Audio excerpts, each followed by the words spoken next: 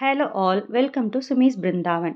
இன்னைக்கு நம்ம 4 பேருக்கு தேவையான ஒரு 1/2 கிலோ சிக்கன் வச்சு பிரியாணி எப்படி பண்ணலாங்கிறத பார்க்கலாம்.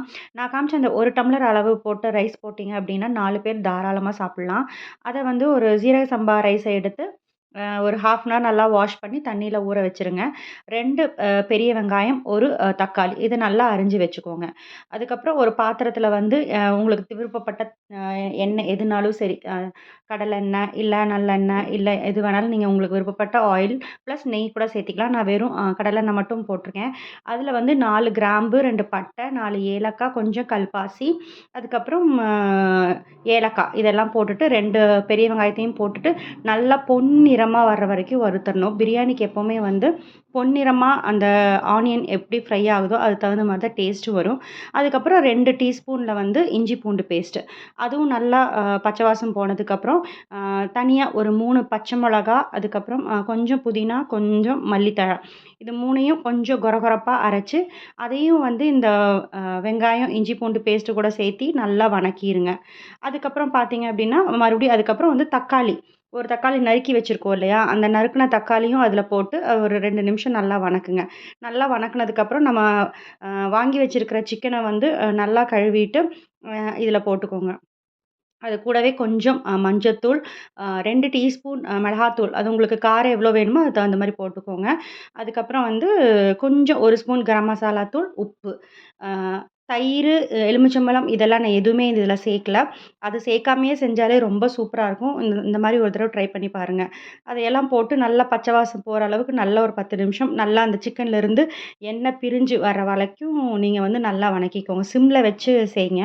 அப்பதான் டேஸ்ட்டும் நல்லா வரும். சிக்கனும் கொஞ்சம் கீழ அடி பிடிக்காம வரும். அந்த மாதிரி நல்லா வணக்குனதுக்கப்புறம் நீங்க என்ன பண்ணுங்க, அ அ அரிசி வந்து ஊற வச்சிருக்கோம் இல்லையா? 20 நிமிஷத்துக்கு முன்னாடி, அத எடுத்து நல்லா கழுவிட்டு, அரிசிய ஃபர்ஸ்ட்டு இதில போட்டுருங்க. எல்லாரும் தண்ணி ஊத்திட்டு அரிசி போடுவாங்க.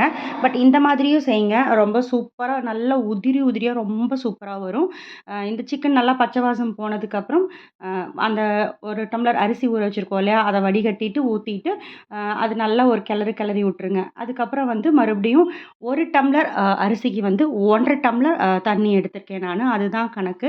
இந்த சிக்கன்ல பார்த்துக்கோங்க உங்களுக்கு நெறைய தண்ணி இருந்ததுன்னா, அதுக்கு தகுந்த மாதிரி நீங்க ஊத்திக்கோங்க. பட் நம்ம இந்த சிக்கன்ல வந்து கரெக்ட்டா இருக்கு. சிக்கன் வேகுற அளவுக்கு தான் இருக்கு. எக்ஸ்ட்ரா தண்ணி எதுவும் இல்ல. அதனால கரெக்ட்டா 1 டம்ளர் அரிசிக்கு 1 1/2 டம்ளர் தண்ணி தான் நான் ஊத்தியிருக்கேன்.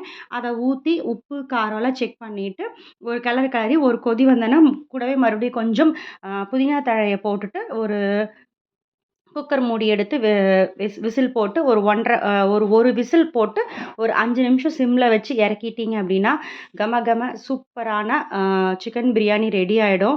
நீங்க ஸ்விக்கில ஆர்டர் குடுத்து வர்ற டைம்க்குள்ளேயே இந்த பிரியாணிய செஞ்சலாம். அவ்ளோ சூப்பரா இருக்கும். நீங்களும் ஒரு தடவ உங்க வீட்ல ட்ரை பண்ணி பாருங்க. இப்ப நான் இந்த பிரியாணி விசில் அடங்குனதுக்கப்புறம் எப்படி இருக்குன்னு காட்டுறேன். நீங்களே பாருங்க.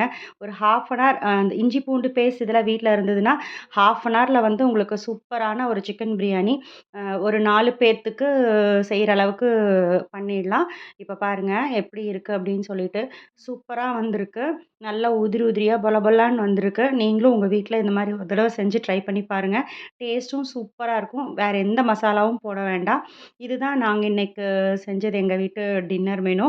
அ chicken biryani plus grill tandoori இதுதான். நீங்களும் உங்க வீட்ல இந்த மாரி செஞ்சுட்டு எப்படி இருக்குன்னு கமெண்ட்ஸ்ல சொல்லுங்க. பாய்.